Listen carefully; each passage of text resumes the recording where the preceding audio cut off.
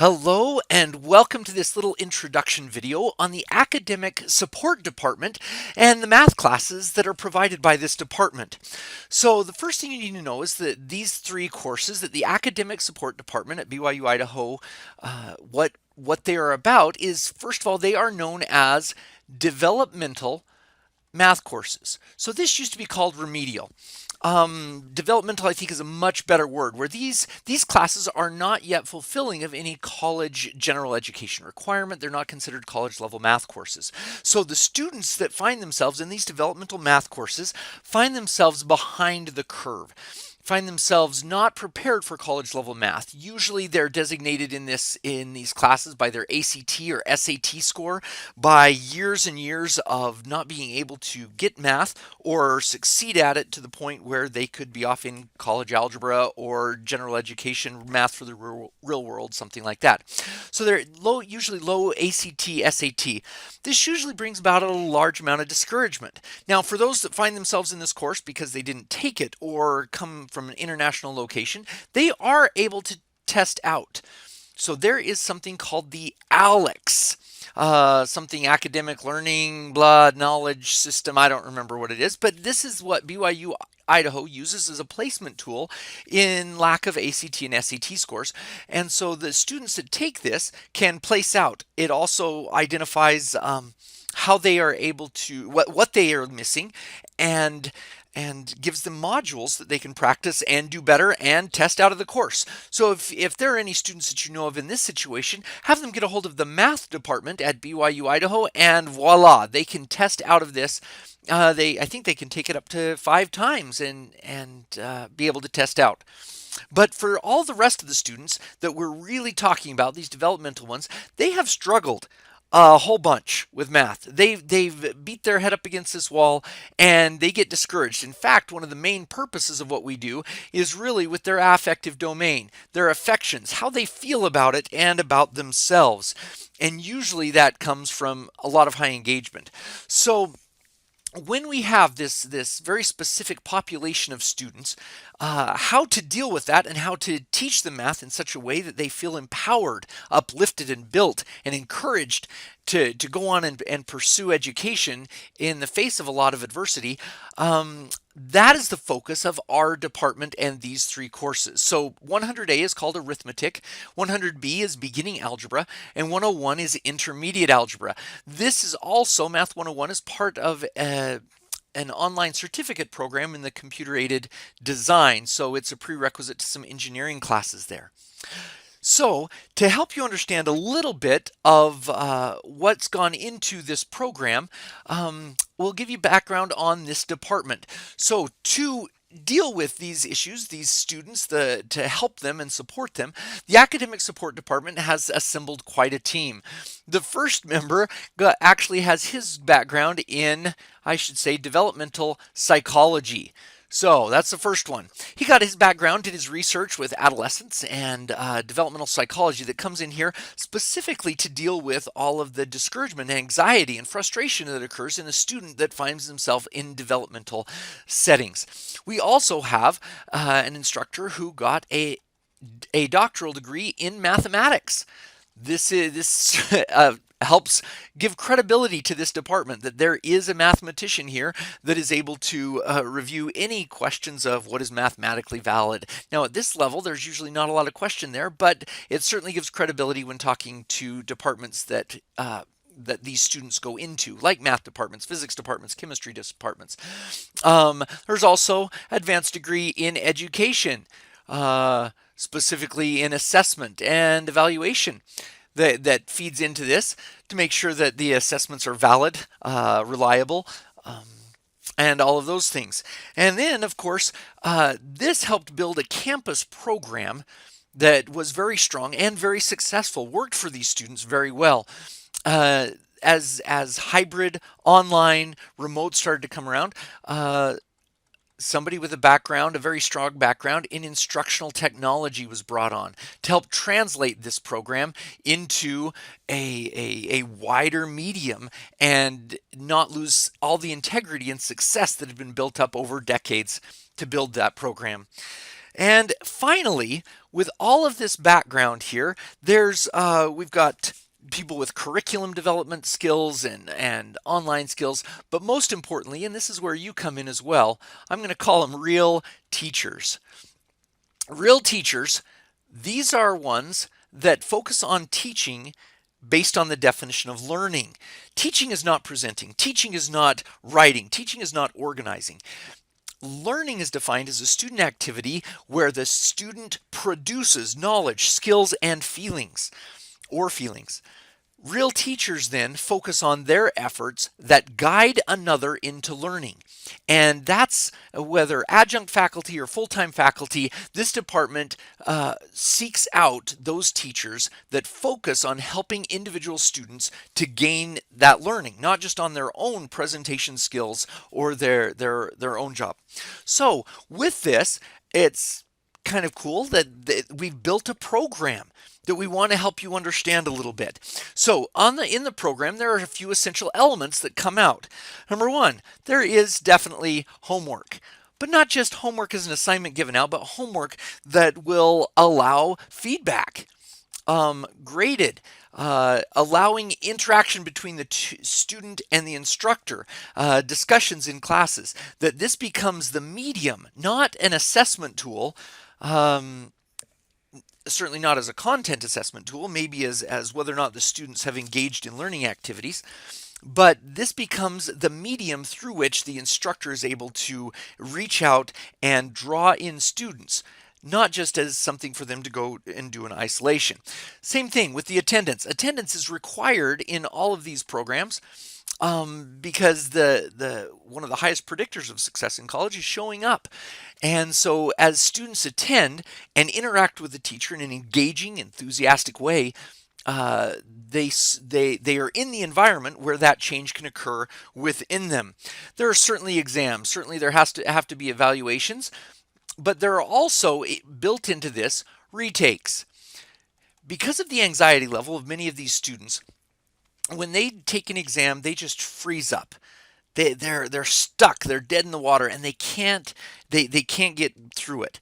Allowing them this retake option is actually quite important, so that they have the opportunity to really, in spite of their anxiety, show what they have learned. And then, of course, using the formative feedback options available to us in the exams, we can build them and lift them and help them to overcome the content level.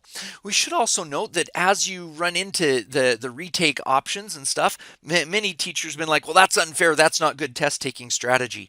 There have been, I assure you, between the mathematicians, educators, instructional technologists, developmental psychologists, discussions about the validity. And the current position of our department is that a reassessment does not undermine the validity of the assessment any more than going and getting a second opinion at a doctor's office on whether or not you have a particular disease or how much you weigh. If you go get on a scale and weigh again, it doesn't invalidate that oh, now you did it a second time. Obviously, that's not a valid assessment. So anyway, the retakes are psychologically valuable and help these students that are in this developmental category tremendously. So as you look at those policies and practices in your class, go ahead and take into account that this is a tool for you to use in helping students build and grow. To help illustrate the importance of such a policy, here we have a talk given in April 2018 by Lynn G. Robbins. It was in general conference, and he reflected on some of his experiences. It says, in 1970, as a new freshman at BYU, I enrolled in a beginning course on the essentials of physics taught by Jay Baliff, an outstanding professor. After finishing each unit of the course, and he would administer an exam, if the student received a C and wanted a better grade, Professor Baliff would allow the student to take a modified exam covering the same material. And note what's going on here. A modified exam, not undermining the validity. If the student received a B on the second attempt and was still unsatisfied, he or she could take a test a third time and fourth and so on. By allowing me numerous second chances, he helped me excel and finally earn an A in his class. Now, I want you to notice a couple of things here. First of all, this is an example in general conference about the willingness of Christ and those that share his attributes to forgive and allow second chances, and encouraging us to do the same. But I want you to note the importance that this had on Elder Robbins and the impact it had that he found it an important experience to share later on. He continues, he was an uncommonly wise professor who inspired his students to keep trying, to consider failure as a tutor, not as a tragedy, and to not fear failure but learn from it. Again, look at how this affects the psychology, the outlook, the grit of students. Recently, I telephoned this great man 47 years after taking his physics course. I asked him why he was willing to allow students unlimited attempts to improve their grade. His response, I wanted to be on the same side as the students. Which brings us to the point, real teachers, the teachers that are on that side of the student. This class is taking care of the exams and the assessments, and that allows you the freedom to be on the side of the students and to say, hey, let's go and get this. Let's overtake this math class together. There's another requirement that's in all of our campus classes, and this is tutoring. Many of the students that find themselves in the developmental level do not have good self-monitoring skills, and so it has been built into all campus courses that they are required to attend tutoring twice a week, not because they need it at first, but because they need to become familiar with the resources that university has provided for their academic success. They need to feel that outreach, that proactive to prevent problems in class rather than falling behind, getting discouraged and trying to go react and not having a good experience and then not being in there. They will already be familiar. This requirement is modified a little bit in online courses, but is still present because of the value it has in connecting them to the university community, to the university resources, and to others that will help them along their way. Some of the major things that happen, we have as one of our main policies a high level of engagement between the professors, the teachers, and the students, that there is interaction, and both with the instructors, and with others as well. So all of these, the homework, the attendance, the exams, the tutoring, these are all crucial elements that help to combat the deficiencies that are brought with developmental students. So the question arises all the time as what is the student's role? I mean, not the student's role, the instructor's role. So when we talk about the instructor's role, especially for online instructors, they're like, now wait a second, this is a different medium. I'm anticipating I'd be like a high school teacher. Well, many of us in this department were high school teachers and know exactly what you mean, that you're running a classroom environment. And in fact, campus is very similar to that. So on campus, if we think about what an instructor's role is, first and foremost, an instructor presents the material. They have this textbook in their head, very close to the one they're going to be using in the class, and they present the material. They develop it. They organize it. They present. They have this presentation. Usually, it's a good active discussion, and there's preparation material and a whole bunch of other stuff to go into it. But that's one of their main jobs. Then they also give feedback, and this comes as informal feedback in the middle of class. This comes as formal feedback on graded assignments and quizzes and tests. But there are so many other things that faculty do in this department. They guide and mentor. Oh my goodness. I was here less than a year when the Math Study Center director asked me how it was going. I said, yeah, I had this great experience. The student came into class, but it was not about math at all. I mean, came into my office to talk to me. They were having some questions about selecting a major, and as we talked about their desires and their wishes and their experiences and their background, the whole conversation turned to some spiritual things, some life things, and I left when the student left, I was a little bit more edified than I think the student was, and it was just a good experience. And he said, you'll find that you were brought to this institution and the mission of this university, not not to do math, but to use math to build people. And so guiding and mentoring is a huge thing. Um, you will also definitely help them become a better student. You'll give them study skills, or I should say, better studenting skills. That you're going to help them to overcome some of their bad habits. You're going to encourage them. You're going to hold their feet to their fire. You're going to have some accountability. There's some things that they have to actually do with punctuality here, and that's kind of important. You're gonna give them some good follow up. There we go. You're going to follow up with them and help them to grow in responsibility. You're also going to seek out those that are on the fringes. You're going to reach out to them in a proactive manner, not just wait for them to come. And then you're definitely going to care. There are so many things that a professor is doing, not just to help them learn the math, but to use that math as a medium through which they can then build the person. So, with campus, that's kind of a goal, and then there are other campus responsibilities that are necessary. Now, what's interesting is that for years this was sufficient, and this is what a teacher did, and you meet with them all the time. But eventually, we started dabbling in the hybrid world and the remote world, and eventually the fully online world. And so this is where we noted there are some things about this high level of interaction in person, face to face talking, that is being lost. And how can we capture all the necessary elements so that we still meet these needs? And there was a lot of thought that went into it, and a lot of actual spiritual insight as we considered that this had to happen with spiritual things that we understand and take for granted now. Both Nephi and Moroni said, "Hey, I can't stand this. When I preach the gospel, I preach face to face. But now I have to write this down, and it's awkward, and it's weird, and I can't be right there with them." And God's like, "Do it anyway. Write it down. We've got some distance education we need to do years and years from now that we need your testimonies." And so they put their minds to writing down what they needed to. Well, for us, being able to put stuff down where we took out, as it moved from this way to this way, all of these things, we were able to say, hey, we can pack all of these things and do automatic presentation of material.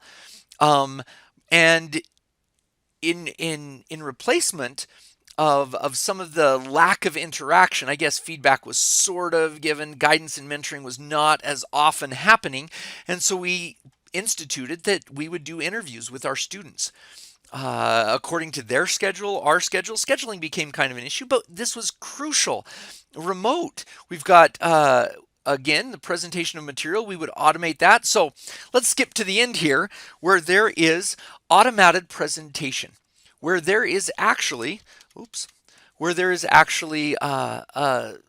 presentation that would be very similar as if they were in class, with some interaction. The requirement that they interact with the presentation in their notebooks, process and engage, because it's all about the student learning anyway. But to remove the responsibility of presentation from online instructors so that there is a uniform, consistent presentation of material.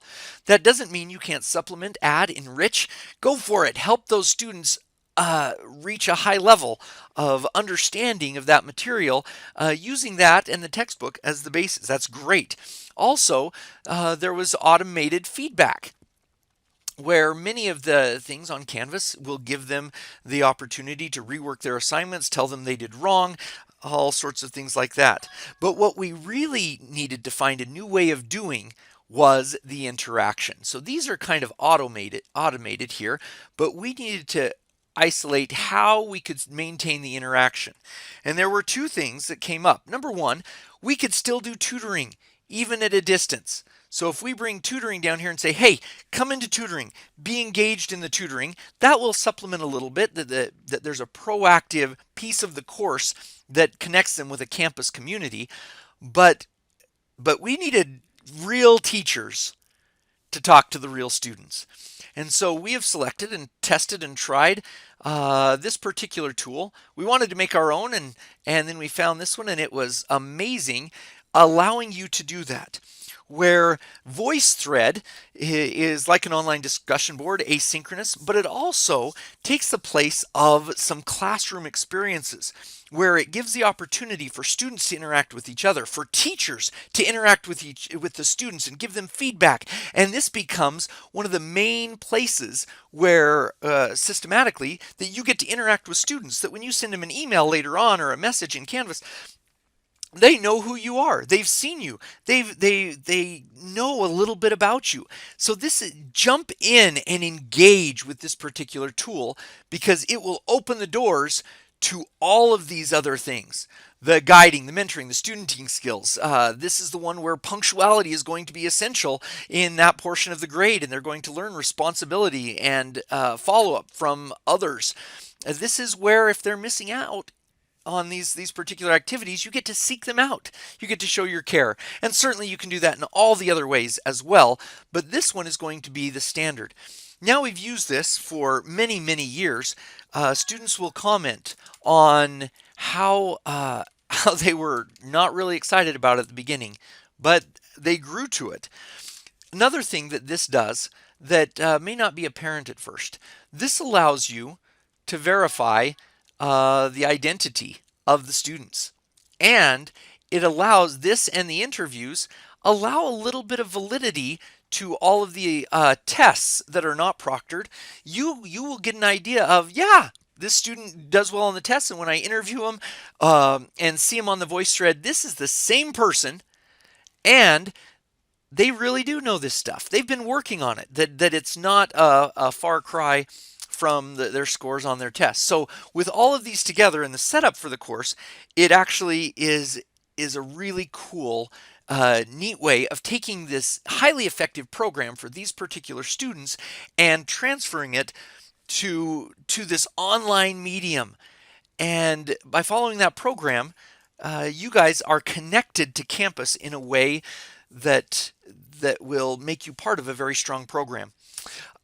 Speaking of connection to campus, if you guys have feedback and would like to understand a little bit more about why we do things, or to connect with us, we would love emails from you, even visits to campus. We're here. We are the directors of the Math Tutoring Center as well. The Math Lab is housed in our department, and so we can show you around, visit with you, and help you connect with these students the very best we can. Alrighty, hopefully that was a good overview of what our department is and what we're doing and why these aspects of our class are in place. If you've come from many different backgrounds, as most of the faculty here did, you may have some questions when you get into the class and think, oh, why do they do this? What are they doing? Why? Go ahead and investigate and send us emails, and we'd be happy to let you know, and in fact give you some tips and tricks and how to implement this the best. Okay, thanks. Good luck with your students.